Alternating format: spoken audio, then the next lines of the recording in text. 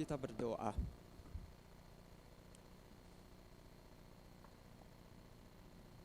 Tuhan, biarlah lagu ini boleh menjadi kerinduan dan doa setiap kami di tempat ini. Kami sungguh rindu Tuhan yang boleh ada di hati kami. Hanya Tuhan yang bertahta di hati kami. Hanya Tuhan yang menjadi Tuan di hati kami. Bukan diri kami, bukan hal yang lain. Tuhan, tolonglah kami untuk boleh menundukkan diri juga pada saat ini. Pada saat Tuhan ingin berbicara kepada kami.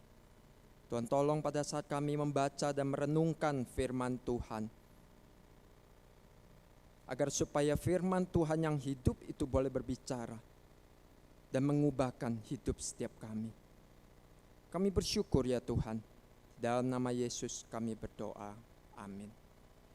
Selamat pagi Bapak Ibu Saudara yang terkasih di dalam Kristus. Adakah sukacita di hati kita? Seperti apa yang disampaikan di awal ibadah kita, hari ini kita menyalakan lilin sukacita. Kiranya sukacita Natal yang dibawa oleh Kristus yang pernah lahir buat setiap kita, itu tetap ada di hati kita. Mari kita membuka Alkitab kita dari Filipi pasal 2 ayat yang ke-5 sampai yang ke-11. Hari ini kita akan merenungkan sebuah tema Yesus, Allah yang merendahkan diri.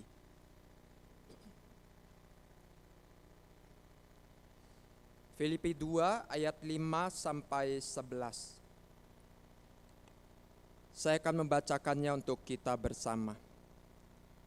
Hendaklah kamu dalam hidupmu bersama menaruh pikiran dan perasaan yang terdapat juga dalam Kristus Yesus, yang walaupun dalam rupa Allah tidak menganggap kesetaraan dengan Allah itu sebagai milik yang harus dipertahankan, melainkan telah mengosongkan dirinya sendiri dan mengambil rupa seorang hamba dan menjadi sama dengan manusia. Dan dalam keadaan sebagai manusia ia telah merendahkan dirinya dan taat sampai mati, bahkan sampai mati di kayu salib. Itulah sebabnya Allah sangat meninggikan dia dan mengaruniakan kepadanya nama di atas segala nama, supaya dalam nama Yesus bertekuk lutut segala yang ada di langit dan yang ada di atas bumi dan yang ada di bawah bumi, dan segala lidah mengaku Yesus Kristus adalah Tuhan, bagi kemuliaan Allah Bapa. Pada tanggal 18 Desember, hari Selasa yang lalu, kita bersama dikejutkan dengan satu berita amblesnya sebagian jalan di Raya Gubeng. Syukurnya bukan apa, karena itu terjadi pada malam hari saat lalu lintas sepi. Bahkan kita tahu tidak ada korban jiwa dalam peristiwa itu.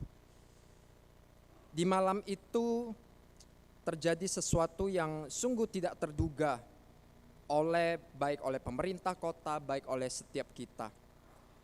Esok harinya seluruh pihak yang terkait langsung mengadakan rapat dan membentuk tim investigasi dan tim recovery yang akan mengerjakan perbaikan jalan.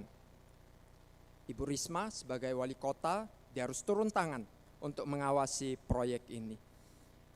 Ada sekitar 1.600 truk yang dibutuhkan untuk pengerjaan proyek ini. Itu berarti ada ribuan orang yang terlibat di dalam proyek tersebut. Semakin banyak orang, semakin besar resiko untuk terjadinya kesalahpahaman.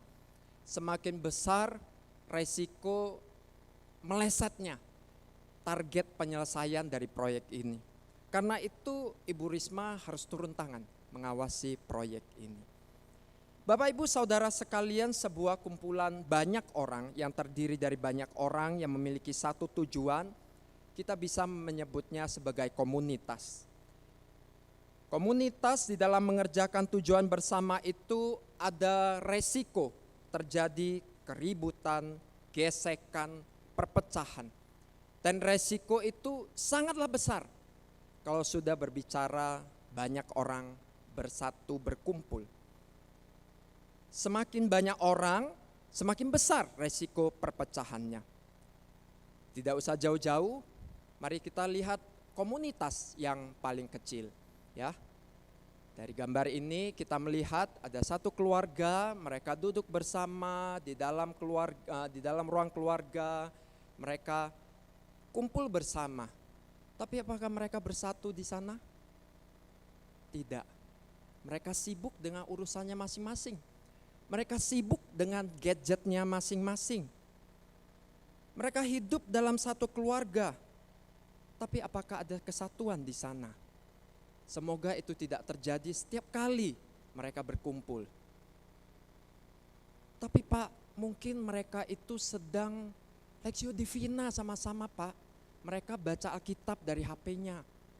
Atau mungkin mereka main game online sama-sama. Jangan-jangan itu cuma alasan. Semoga itu tidak terjadi dengan setiap kita. Di dalam komunitas terkecil pun kesatuan itu sulit untuk dijaga. Sulit untuk dicapai, sulit untuk dipertahankan, sulit untuk dipelihara. Padahal Bapak Ibu sekalian, namanya kesatuan di dalam sebuah komunitas itu adalah satu yang paling krusial, yang paling penting untuk menjaga keutuhan komunitas itu tetap ada. Kesatuan itu meliputi kesehatian, kebersamaan di antara setiap orang. Garis bawahi kata-kata saya, setiap orang, bukan sebagian orang, bukan 1-2 orang di dalam sebuah komunitas, tetapi setiap orang di dalam sebuah komunitas. Kalau itu tidak terjadi, kesehatian itu tidak terjadi di dalam hati setiap orang di dalam sebuah komunitas, perpecahan akan terjadi. Termasuk di dalam sebuah komunitas Kristen, termasuk di dalam jemaat Tuhan. Bapak Ibu sekalian, inilah yang disadari oleh Rasul Paulus. Oleh karena itu di dalam surat Filipinya, boleh dikatakan sebuah surat yang berisikan curahan hatinya kepada jemaat Filipi. Karena Paulus memiliki relasi yang sangat dekat dengan jemaat Filipi. Jemaat Filipi adalah jemaat binaannya. Paulus mengingatkan jemaat Filipi akan bahayanya perpecahan di dalam komunitas Kristen. Paulus mencium adanya benih-benih perpecahan dalam jemaat Filipi. Kalau kita melihat di dalam Filipi pasal 4 ayat 2, di situ dikatakan, Euodia ku nasihati dan Sintike ku nasihati supaya sehati sepikir dalam Tuhan. Luar biasa di dalam jemaat Tuhan, Tuhan banyak menempatkan wanita-wanita yang berpotensi, yang punya karisma, yang punya kepemimpinan yang luar biasa. Tapi kalau mereka tidak merendahkan diri di hadapan Tuhan, itu memicu perpecahan di dalam jemaat. Itu juga yang terjadi di dalam jemaat Filipi. Bahkan Paulus langsung menyebutkan 2 orang dengan namanya, Euodia dan Sintike. Dan di dalam bagian yang pasal yang kita baca, pasal yang sama ya, ayat 2-4 di situ dikatakan, karena itu sempurnakanlah sukacitaku dengan ini. Hendaklah kamu sehati sepikir dalam satu kasih, satu jiwa, satu tujuan, dengan tidak mencari kepentingan sendiri atau puji-pujian yang sia-sia. Sebaliknya, hendaklah dengan rendah hati yang seorang menganggap yang lain lebih utama daripada dirinya sendiri. Dan janganlah tiap-tiap orang hanya memperhatikan kepentingannya sendiri, tetapi kepentingan orang lain juga. Bagaimana di dalam kehidupan berjemaat kita bisa sehati sepikir? Khusus di dalam ayat 5-11 yang kita baca, di dalam persekutuan, di dalam kehidupan berjemaat di tempat ini, jemaat Gloria Kota Satelit. Tuhan mau supaya setiap kita menaruh pikiran dan perasaan yang dimiliki juga oleh Kristus. Di sana ada satu perbuatan aktif yang mana Paulus menyebutnya menaruh. Menaruh pikiran dan perasaan yang terdapat juga dalam Kristus Yesus. Ada satu usaha terus-menerus untuk menaruh pikiran dan perasaan Kristus ke dalam pikiran dan perasaan kita. Terus-menerus membuka diri kepada Roh Kudus agar pikiran dan perasaan yang mencari kepentingan diri sendiri, mencari pujian bagi diri, itu boleh ditanggalkan sedikit demi sedikit. Meminta Allah Roh Kudus untuk terus mengerjakannya, agar supaya pikiran dan perasaan Kristus saja yang ada di dalam hati kita. Bapak Ibu sekalian, mudah sekali bagi setiap kita untuk berjalan sesuai dengan maunya kita sendiri. Sekalipun kita di dalam komunitas. Mudah sekali bagi kita secara pribadi mengabaikan saudara-saudara yang lain di dalam sebuah komunitas. Dan berpikir yang penting saya dan saya. Jauh dan jauh lebih sulit untuk tidak mementingkan diri sendiri. Untuk tidak mencari pujian di dalam komunitas yang Tuhan tempatkan kita ada. Kalau kita hanya memikirkan diri sendiri, kalau kita hanya mencari kepentingan diri sendiri, kalau kita hanya mencari pujian, perhatian buat kita sendiri, itu hanya akan berujung kepada perpecahan di dalam komunitas di mana kita ada. Bukan pembangunan tubuh Kristus, tetapi sebaliknya bisa meruntuhkan persaudaraan di dalam Kristus. Bisa meretakkan persaudaraan di dalam Kristus. Untuk menjaga kesatuan tubuh Kristus dibutuhkan peran setiap orang di dalam sebuah komunitas. Tetapi untuk merusak kesatuan itu hanya perlu satu orang. Karena itu Paulus dengan tegas mengatakan menaruh. Paulus ingin berseru kepada seluruh jemaat Kristus di sepanjang zaman untuk mulai dari diri setiap pribadi kita. Menaruh pikiran dan perasaan Kristus. Dan hal itu kita kerjakan bersama di dalam kehidupan bersama. Di dalam jemaat Kristus. Dengan demikian, kesatuan tubuh Kristus akan terjaga dan terpelihara. Bapak, Ibu, Saudara yang terkasih, sebagai sebuah landasan untuk kita boleh berpikir dan perasaan sama seperti Kristus, bagian ini memberikan kita sebuah perenungan yang begitu dalam, yaitu tentang Kristus sendiri. Waktu kita merenungkan kisah Natal, kita ingat kelahiran Kristus yang menjelma menjadi manusia. Kristus tidak berpura-pura menjadi manusia, tapi Kristus itu sungguh lahir secara natural dari kandungan seorang perawan, yaitu Maria. Lahir seperti manusia pada umumnya. Kristus juga bukan berperan atau bersandiwara untuk sementara waktu. Filipi pasal 2 ayat 7 mengatakan Kristus telah mengosongkan dirinya sendiri. Apa artinya mengosongkan dirinya sendiri? Ada sebuah acara TV yang bernama Andai. Kalau mungkin Bapak Ibu pernah mengikutinya. Biasanya pembawa acara Andai ini, hostnya demikian, mendatangi seorang selebriti yang terkenal, memberi tantangan kepada selebriti yang dia datangi itu untuk bertukar peran dengan asisten rumah tangganya, ya. Maksudnya pembantu rumah tangganya. Jadi katakanlah selebriti itu bernama Denny Cagur. Asistennya itu bernama Agus. Untuk sementara waktu Agus jadi Denny dan Denny jadi Agus.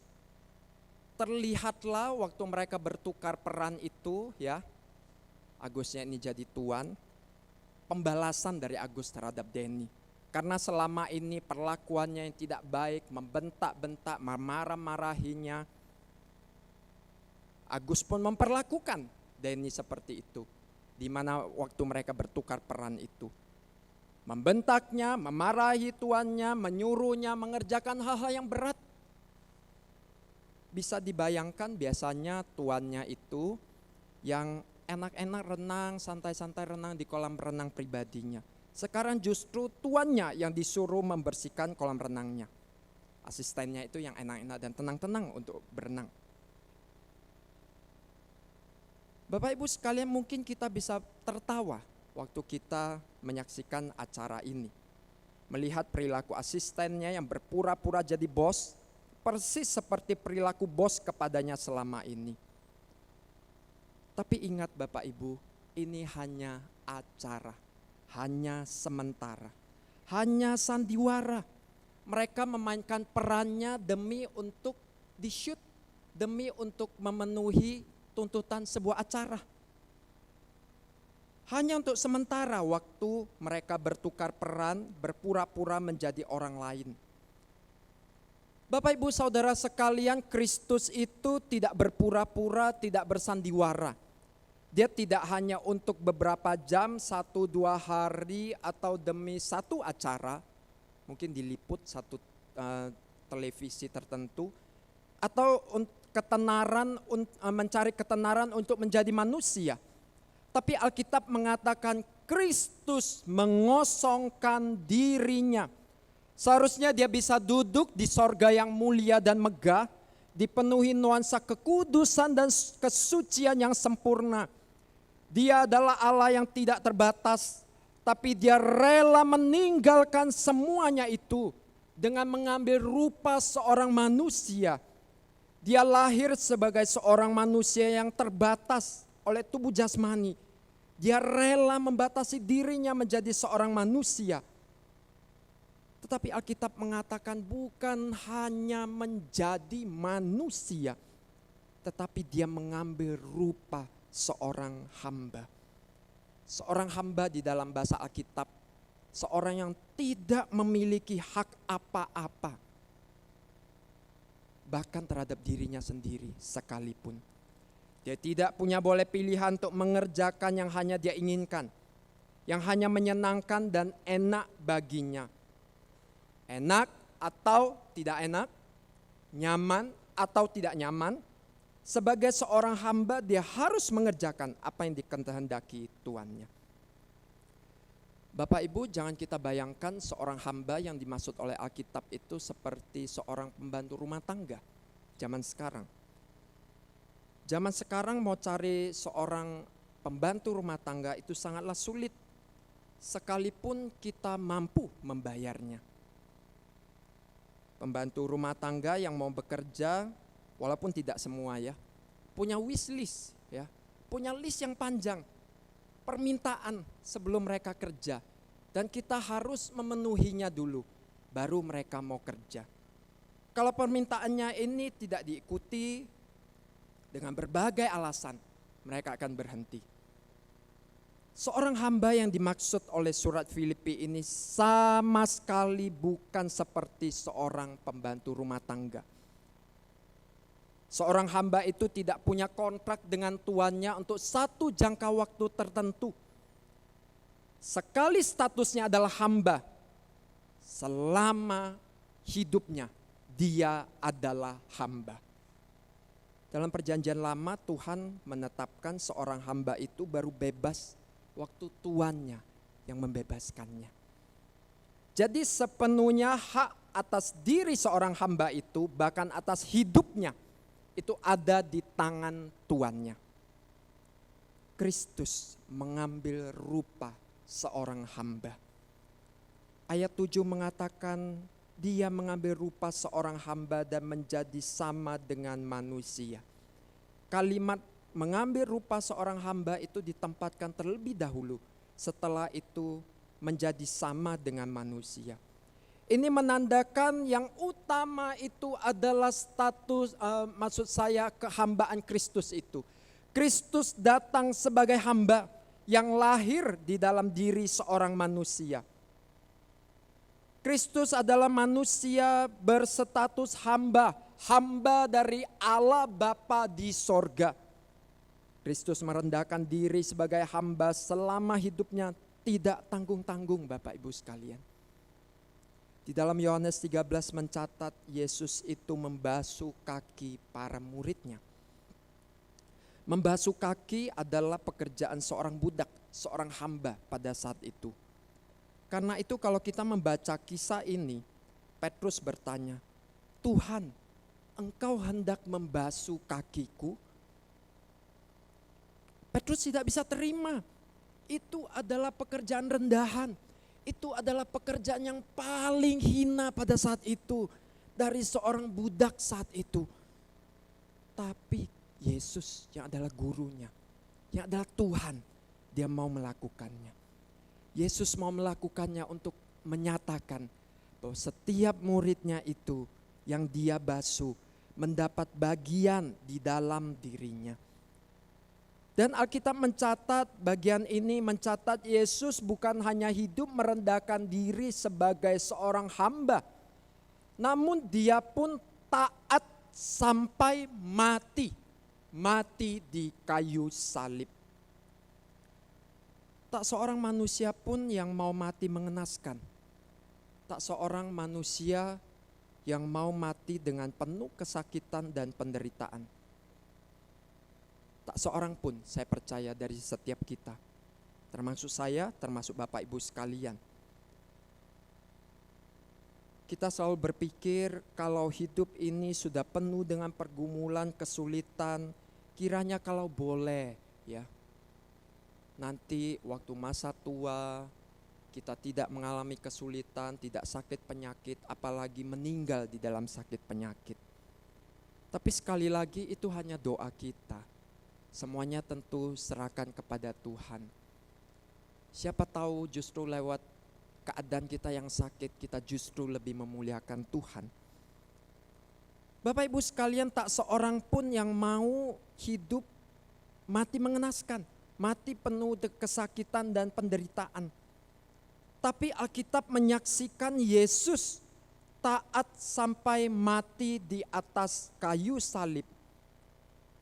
Lahir sebagai seorang hamba, hidup ditolak, direndahkan, dihina, dicaci maki, disalah mengerti, bahkan dikatakan oleh keluarganya sendiri orang yang tidak waras. Karena Yesus dikatakan oleh ahli-ahli Taurat, dia kerasukan Belzebul, dia kerasukan setan. Bapak Ibu sekalian, mungkin pernah merasakan bagaimana kita berniat baik, bagaimana kita berbuat baik, namun kita disalah mengerti. Kita dituduh, kita difitnah yang tidak benar. Kita sudah melayani baik-baik, mungkin tiba-tiba ada yang datang kepada kita, mengkomplain kepada kita, bahkan marah-marah kepada kita. Kita mungkin berpikir lebih baik saya berhenti saja, lebih baik mutung. Bapak Ibu, tentu itu manusiawi. Karena setiap kita dipenuhi dengan ego yang luar biasa. Tetapi karena Yesus itu lahir sebagai seorang hamba yang merendahkan diri, dia rela menanggung semuanya itu. Bahkan Yesus rela mati di atas kayu salib. Lahir di palungan, tempat makanan dari hewan yang kotor dan berbau. Hidup juga menerima berbagai penolakan dan kesengsaraan. Mati pun sengsara di atas kayu salib. Menurut tradisi Romawi, bahkan pemerintah Roma tidak akan menjatuhkan hukuman salib itu bagi warganya. Kenapa Bapak Ibu sekalian? Karena hukuman salib itu adalah hukuman yang terendah, terkutuk, terhina pada saat itu. Namun justru hukuman salib itulah yang diberikan kepada Yesus. Yesus rela menanggung semuanya itu. Demi apa? Demi ketaatannya kepada Allah Bapa di sorga. Yesus sebagai teladan yang sempurna. Kesempurnaan di dalam merendahkan diri. Yang sesungguhnya juga yang diinginkan Allah untuk kita miliki sebagai jemaat Kristus di tempat ini. Bapak Ibu sekalian, pertanyaannya secara praktis bagaimana kita melatih diri untuk merendahkan diri di dalam jemaat Kristus di tempat ini? Dietrich Bonhoeffer, seorang pendeta yang hidup di zaman Hitler, mengatakan tanda kesendirian itu adalah keheningan. Sebagaimana perkataan adalah tanda persekutuan, perkataan yang tepat keluar dari keheningan, dan keheningan yang tepat keluar dari perkataan. Keheningan yang dimaksud oleh Dietrich Bonhoeffer itu tidak lain adalah keheningan waktu kita ada di hadapan Tuhan. Waktu kita membaca dan merenungkan firman Tuhan. Keheningan waktu kita menantikan Tuhan berbicara lewat firman-Nya. Bapak Ibu sekalian, saat kita belajar disiplin untuk membaca dan merenungkan firman Tuhan, sesungguhnya sadar atau tidak sadar kita secara pribadi di hadapan Tuhan sedang melatih diri kita untuk merendahkan diri di hadapan Tuhan. Kita ingin mengatakan kepada Tuhan, saya membutuhkan Engkau. Saya membutuhkan firman-Mu. Saya tidak bisa hidup tanpa Engkau Tuhan, tanpa firman-Mu. Bapak Ibu sekalian, kalau kita mau berangkat kerja, kita ketinggalan HP kita akan buru-buru balik. Karena kita merasa bagaimana bisa beraktivitas, bagaimana bisa kita hidup tanpa HP. Tapi berapa sering kita melewatkan pembacaan firman kita? Berapa sering kita melewatkan perenungan kita secara pribadi akan firman Tuhan? Apakah kita berpikir HP itu lebih penting daripada firman Tuhan? Bapak Ibu sekalian, sebagai hamba Tuhan, saya tidak otomatis membuat diri saya itu begitu rindu setiap hari, selalu di dalam kerinduan, katakanlah terus menerus akan firman Tuhan. Secara pribadi saya pun punya kedagingan. Karena itu saya perlu melatih diri untuk membaca dan merenungkan firman Tuhan. Suka atau tidak suka, mood atau tidak mood, perasaan saya sedang senang, perasaan saya sedang merasa dekat atau jauh dengan Tuhan. Saya harus melatih diri dan memaksa diri untuk membaca dan merenungkan firman Tuhan.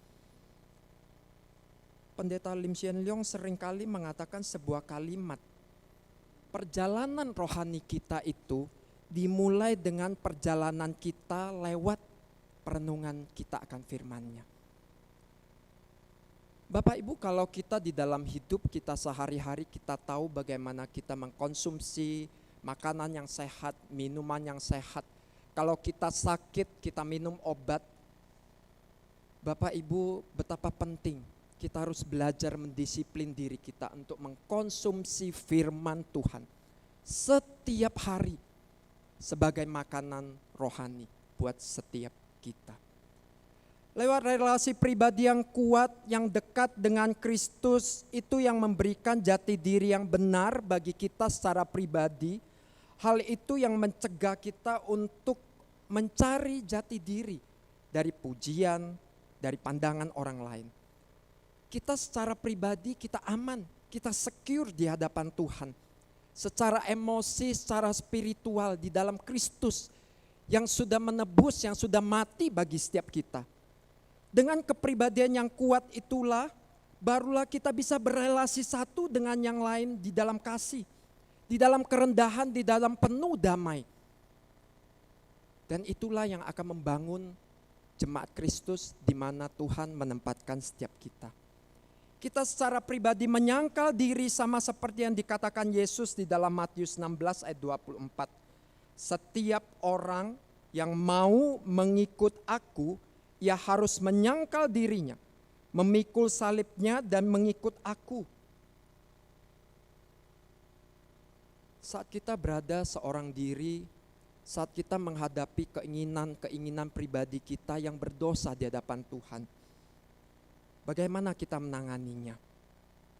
Kalau kita melatih diri untuk menyangkal diri dan tidak mengikuti keinginan untuk berdosa di hadapan Tuhan, saat kita sendirian di hadapan Tuhan, kita akan dapat menyangkal diri waktu kita bersama dengan saudara-saudari seiman kita. Kita akan dapat memikirkan kepentingan tubuh Kristus. Tapi kalau saat kita secara pribadi kita tidak pernah berjuang mengatasi keberdosaan diri kita secara pribadi, mustahil kita akan menyangkal diri waktu itu kita bersama saudara-saudara seiman kita. Saudara, adalah hal yang sulit untuk merendahkan diri, baik di hadapan Tuhan maupun di hadapan sesama. Namun ini bukan hal yang mustahil Bapak Ibu. Karena Kristus itu sudah ada di dalam diri setiap kita. Kita sudah menyatu dengan Kristus di dalam kematian kebangkitannya. Dan di dalam persekutuan dengan Allah Roh Kudus. Kita akan dimampukan untuk merendahkan diri sesuai dengan yang Tuhan mau. Ada amin Bapak Ibu? Saudara sekalian, kita melihat kembali di situ dikatakan ayat 9. Karena ketaatan Kristus kepada Bapa, karena Kristus itu merendahkan diri sedemikiannya, Allah sangat meninggikan Kristus dan mengaruniakan nama di atas segala nama baginya. Kristus yang merendahkan diri sebagai hamba, bahkan turun sampai ke dunia orang mati, turun ke dalam kerajaan maut. Pada akhirnya Allah meninggikan dirinya. Kepadanya Allah memberikan otoritas untuk memerintah atas langit, bumi, dan segala yang ada di alam semesta. Dan Filipi pasal 2 ayat 10 mengatakan, supaya dalam nama Yesus bertekuk lutut segala yang ada di langit, dan yang ada di atas bumi, dan yang ada di bawah bumi. Dan segala lidah mengaku, Yesus Kristus adalah Tuhan, bagi kemuliaan Allah Bapa. Bapak Ibu sekalian, lewat dirinya Kristus Allah Bapa dimuliakan, dan dalam seluruh keberadaannya sebagai hamba, lewat seluruh hidupnya Allah dimuliakan. Merendahkan diri sebagai hamba, taat sebagai hamba sepenuhnya kepada Bapa. Pada saatnya Tuhan sendiri yang akan meninggikan. Bapak Ibu sekalian, seringkali kita ingin meninggikan diri kita. Ingin diri kita dihormati, dihargai, disanjung-sanjung. Namun sulit bagi kita untuk mau merendahkan diri di hadapan Tuhan. Bagian terakhir dari Filipi pasal 2 ayat 10-11 yang mengatakan, supaya dalam nama Yesus bertekuk lutut segala yang ada di langit dan yang di bumi, dan seterusnya. Itu mengajari kita satu hal, menjadi satu pertanyaan reflektif buat setiap kita. Sudahkah kita secara pribadi bertekuk lutut di hadapan Tuhan, merendahkan diri di hadapan Tuhan? Bapak Ibu, kalau itu sudah terjadi, saya percaya merendahkan diri di hadapan Tuhan dan sesama bukan hal yang mustahil lagi. Bapak Ibu sekalian, merendahkan diri di hadapan Tuhan dan sesama itu bisa terlihat di dalam kerendahan hati kita untuk kita mendatangi sesama kita pada saat kita berkonflik dengannya.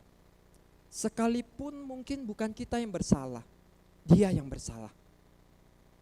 Tapi lewat keteladanan Kristus yang rela merendahkan diri sedemikian rupa, kita mau mendatanginya terlebih dahulu. Mendahuluinya dalam meminta maaf dan berdamai dengannya. Merendahkan diri di hadapan Tuhan dan sesama berarti juga rela menerima teguran dan masukan. Sekalipun itu pedas, sekalipun itu tidak enak di telinga, apalagi di hati. Sekalipun mungkin apa yang dikatakan kita tidak lakukan, tapi anggaplah itu sebagai peringatan dari Tuhan, agar supaya kita tetap berjalan sesuai dengan maunya Tuhan. Tidak buru-buru membela diri, apalagi mencari kambing hitam, menyalahkan orang lain. Merendahkan diri di hadapan Tuhan dan sesama berarti mampu mengeluarkan kata maafkan saya saat kita melakukan kesalahan, saat kita menyakiti sesama kita. Merendahkan diri di hadapan Tuhan berarti juga tidak mencari pujian dan penyanjungan dari sesama kita.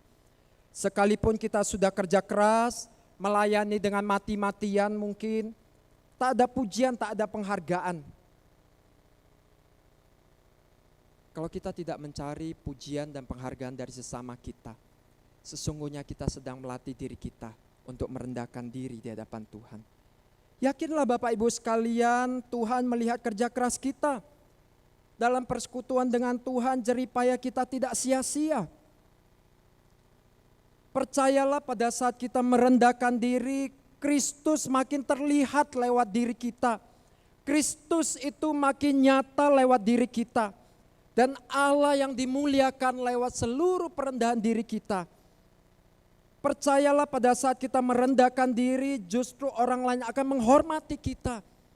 Karena Kristus yang nampak jelas di dalam diri kita. Kerendahan hati Kristus nyata di dalam diri kita. Perendahan diri kita bukan membawa kita untuk direndahkan orang lain. Bukan direndahkan oleh orang lain di hadapan Tuhan dan sesama. Tetapi justru Allah yang akan dimuliakan lewat seluruh perilaku hidup kita. Bapak Ibu sekalian, kiranya Natal kali ini sungguh boleh membawa kita kepada satu perendahan diri di hadapan Tuhan. Sama seperti Kristus yang rela lahir di palungan. Sampai naik ke kayu salib. Kita rela memiliki sikap hati merendahkan diri di hadapan Tuhan. Merendahkan diri di hadapan sesama kita. Dan biarlah teladan Kristus yang merendahkan diri ini nampak makin nyata di dalam diri setiap kita. Sehingga tubuh Kristus, jemaat Kristus, jemaat GKA Gloria Kota Satelit itu akan dibangun, akan diberkati oleh Tuhan. Kita akan melihat buah dari kesehatian, kesatuan setiap kita di tempat ini. Mari kita berdoa.